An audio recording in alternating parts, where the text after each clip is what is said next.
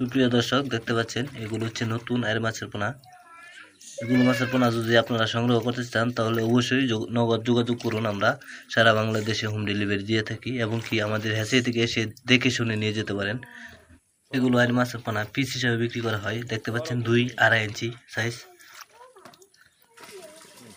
আপনারা চাইলে যে কোনো মাছের রেণু পোনা আমাদের কাছ থেকে নিতে পারবেন। দেখতে পাচ্ছেন এগুলো শুধু দানি রেণু পোনা খাইব। যদি লাগে তাহলে অবশ্যই যোগাযোগ করুন।